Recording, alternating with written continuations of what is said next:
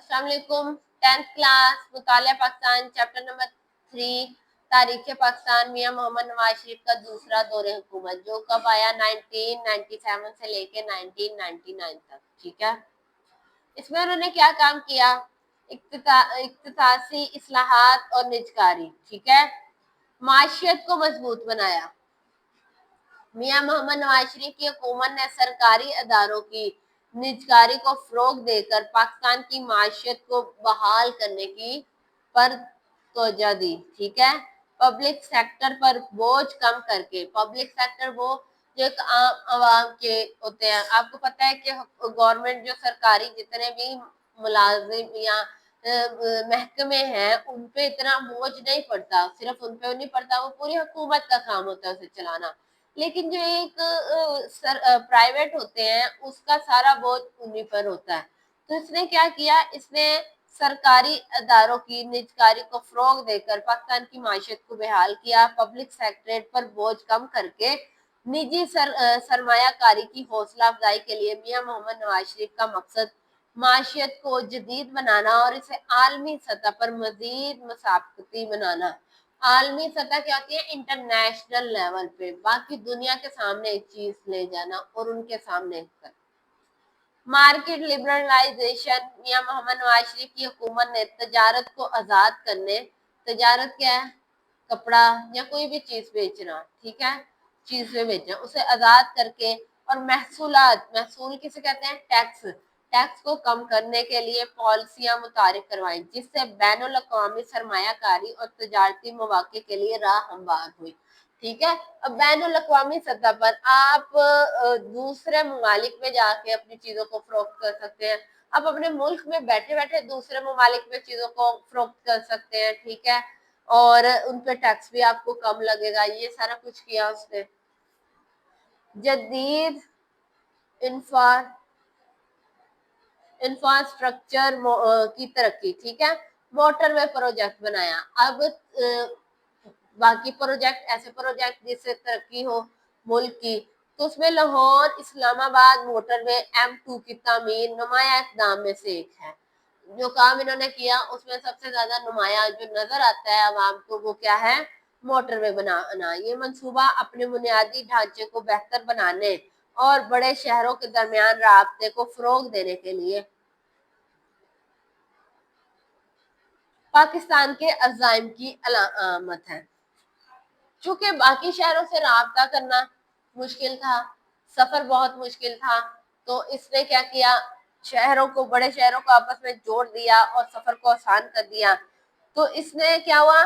बुनियादी ढांचा बेहतर हुआ और बड़े शहरों के दरमियान राब्ता हो गया। ठीक है, अब उसके अलावा इसने मुस्तकबिल के मोटरवे मंसूबों की बुनियाद भी फराहम की। ना सिर्फ वो मोटरवे, और भी मोटरवे के लिए उसने मंसूबे बनाए जिसका मकसद तजारत, सियाहत और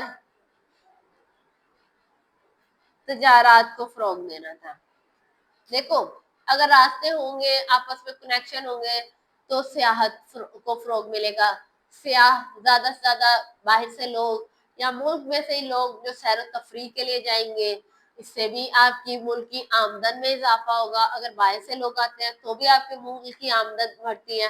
तजारत, अगर आप कोई चीज बेचते हो और आपको बेचने के लिए सफर करना पड़ता है तो मोटरवे को आसान बना दिया, रास्ता आसान कर दिया ताकि आप मिनटों में सफर करके आसानी से कारोबार कर सके, तजारत कर सके।